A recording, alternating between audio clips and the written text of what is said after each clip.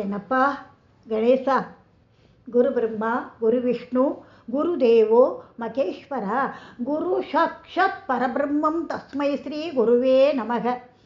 ஸ்ருதி ஸ்மிருதி புராணானாம் ஆலயம் கருணாலயம் நமாமி பகவத்பாத சங்கரம் லோகசங்கரம்.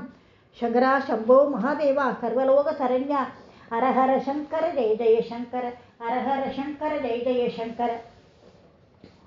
பன்னம்பலம் திருச்சிற்றம்பலம் அருணாச்சல மகாதேவ மகாலிங்க மத்தியார் சுரேசே. இந்த ஸ்லோகத்தை தினம் 7 தடவை சொல்லுங்க, ரொம்ப விசேஷம். இன்னைக்கு நான் சொல்ல போகிறது வாளாடி விஸ்வநாதர் கோவிலை பற்றி. காசி விஸ்வநாதர் சுயம்புவா தோன்றிய ஸ்தலங்களும் நிறைய இருக்கு. அப்படிப்பட்ட ஸ்தலங்களில் ஒன்று வாளாடி. இங்கே அருள் பாலிக்கும் இறைவன் விஸ்வநாதர். காசியில் உயிர் போனாக்க காதில் சிவபெருமான் ராமநாமத்தை சொல்லுவாராம் அப்படிங்கிறது ஐதீகம். எல்லாராலையும் காசிக்கு போக முடிகிறது கிடையாது இல்லையா? அதனால் காசிக்கு போய் பகவானை தரிசனம் பண்ண முடியாதவாளுக்கு அந்த பலன் கிடைக்க அன்னை விசாலாட்சி இறைவனை நோக்கி தவம் இருந்தாளாம். அன்னையோட தவத்துக்கு இறைவன் மகிழ்ந்து அவள் பார்வதி முன் தோன்றி காசியின் சக்திகளை பல ஸ்தலங்களில் இருக்க வேண்டும் என்பதுதானே உன்னோட ஆசை, கவலை வேண்டாம். வாரணாசியில் உள்ள சுயம்புலிங்க ரூபங்களை வழியில் கீழே எங்கேயும் வைக்காம தலையிலேயே சுமந்துண்டு போய் பிரதிஷ்டை செய்கிற ஸ்தலங்களில் எல்லாம் நான் அருள் பாலிப்பேன் அப்படின்னு அவர் சொல்லிட்டார். அது மாதிரியே எல்லாரும் காசியிலிருந்து தலையில் சுமந்துட்டு உருவாக்கிய லிங்க பிரதிஷ்டை ஸ்தலங்களில் நிறைய இருக்குது. காசி விஸ்வநாதர் ஸ்தலங்கள் பல தோன்றிட்டு அதை மாதிரியே காசி விஸ்வநாதர் சுயம்புவாய் தோன்றிய ஸ்தலங்களும் அதே மாதிரி அதுவும் நிறைய இருக்குது. சுயம்புவா தலையில் சுமந்துட்டு தோன்றினதும் நிறையா இருக்குது. சுயம்புவா தோன்றின ஸ்தலங்களும் நிறையா இருக்குது. இப்படிப்பட்ட ஸ்தலங்களில் ஒன்று தான் வாளாடி. இங்கே அருள் பாலிக்கிற இறைவன் பேர் முன்னாடி சொல்லிட்டேன், விஸ்வநாதர். இறைவி விசாலாட்சி. இங்கே தட்சிண துர்க்கைக்கு ஒரு தனி கதையே இருக்குது. அதாவது கைலாயத்தில் பார்வதி தேவி சர்வேஸ்வரனுக்கு தினசரி பூஜை பண்ணுவா. அதோட நெய்வேத்தியமாக இறைவனுக்கு பிரசாதமும் வைப்போம். அப்போ அந்த பிரசாதத்தை இறைவன் சாப்பிட்டார்னாக்க உலக உயிர்களுக்கு படி இழக்கிறார். அதை சாப்பிட்டுட்டு அவர் என்ன பண்ணுறார், உலகத்தில் இருக்கிற அத்தனை உயிருக்கும் படி இழக்கிறார். சிவன் எப்பவும் கண்களை மூடியபடி யோக நிலையிலேயே இருப்பார். ஆனால் பூஜையும் போதும் சில நேரங்களில் கண்களை திறந்து பிரசாதத்தை ஏற்றுப்பறான். மறுபடியும் மீண்டும் யோக நிலைக்கே போயிடுவார். ஒரு தடவை சிவபெருமான் கண்களை திறக்கவே இல்லை. பார்வதி படுத்த நைவேத்தியத்தை ஏற்றுண்டார். அதுக்காக காரணம் அம்பாளுக்கு புரியலை. ஏன் கண்ணை இன்னைக்கு திறக்கலை அப்படின்னு சொல்லிட்டுன்னு அம்பிகைக்கு ரொம்ப கவலை. அந்த சமயம் பார்த்து நாரதர் வராருங்க.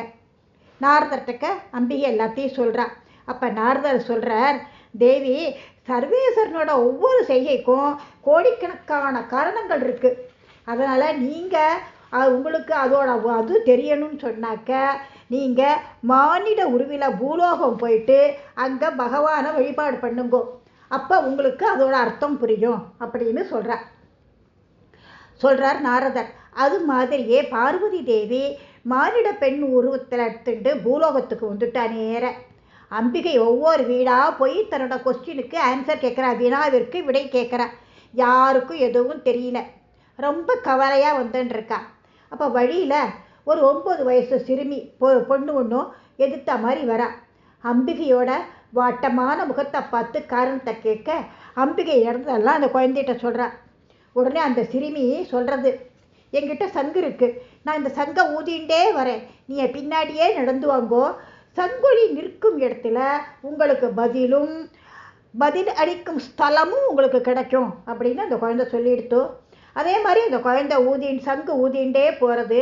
பின்னாடியே அம்பாள் தொடர்ந்து நடந்துட்டு இருக்கா. ஒரு இடம் ஆச்சு, வந்தது, சங்கொலி நின்றுடுத்து. அந்த சிறுமியையும் காணோம், எங்கேயோ போயிட்டா. அந்த இடத்துல பார்த்தாக்க தெற்கு பார்த்து எல்லாருக்கும் அனுகிரகம் பண்ணுற கோலத்தில் துர்க்கை சன்னதி ஒன்று இருந்தது. துர்க்கையை பார்த்த உடனே பரவசமாயிட்டா அம்பிகை. துர்க்கிட்ட வேண்டின்ட்டா. துர்கா சொல்கிறா, அப்போ சர்வேஸ்வரன் ஞான யோக சயனம் பூண்டிருக்கார். ஜீவ பரிபாலன சக்திகள் எல்லாம் அவரிடமிருந்து எடுத்துக்கணும்னாக்க ஒன்று பண்ணணும்.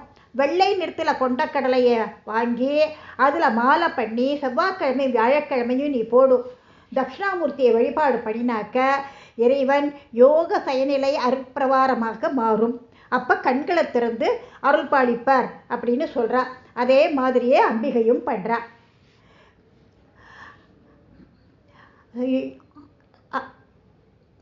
அதன்படி அன்னை வழிபட்ட தெற்கு நோக்கிய துர்க்கை சன்னதியில் ஒன்று தான் வாளாடி. அது வாளாடியில் தான் அந்த துர்க்கை சன்னதி இருந்தது, ஸ்தலமே ஆகும். அன்னைக்கு வழிகாட்டும் சிறுமியாக வந்தது யார்? லக்ஷ்மி தேவி தான் அந்த சின்ன குழந்தையாக வந்து வழிகாட்டினா. இந்த திருத்தலம் கிழக்கு பார்த்துருக்கு. உள்ள போனால் பெரிய பிரகாரம், எதிர கோபுர பிள்ளையார் அருள் பாலிச்சுன்னு இருக்கார். திரும்பி வலது பக்கம் பார்த்தாக்க அன்னை விசாலாட்சி சன்னதி இருக்குது. இங்கே இருக்கிற துர்க்க உருவம் ரொம்ப பெருசு. அடுத்து இறைவனோட கருவறை. இங்கே லிங்க திருமேனியோட விஸ்வநாதர் இருக்கார். இவருக்கு மாத்ருபூதேஸ்வரர் அப்படிங்கிற ஒரு பேரும் உண்டு.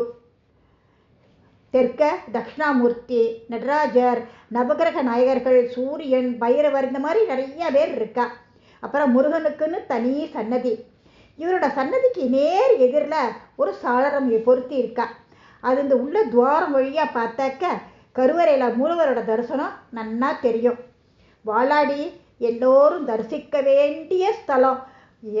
லைஃப்பில் ஒரு தரமான வாளாடி பொங்கும். ட்ரிச்சிக்கு போயாச்சுன்னாக்க நான் போடுற எல்லா கோவிலையும் பார்க்கலாம். ஒரே ரூட்டு தான் எல்லா கோவிலும்.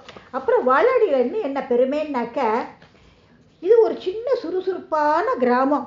எங்கே பார்த்தாலும் பச்சை பசேல்கிற வயல். வாளாடி அக்ரஹாரத்தில் லக்ஷ்மி நாராயண பெருமாள் இருக்கார்.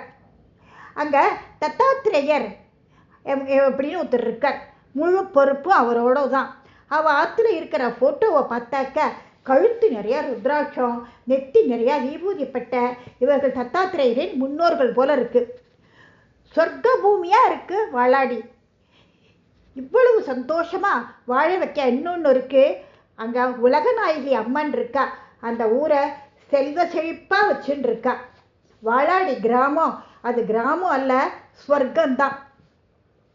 நான் அடுத்தது சொல்ல போகிறது குபேரனின் குமாரர்கள் வழிபட்ட மீனாட்சி சுந்தரேஸ்வரர் ஆலயம், நன்னிமங்கலம். நன்றி.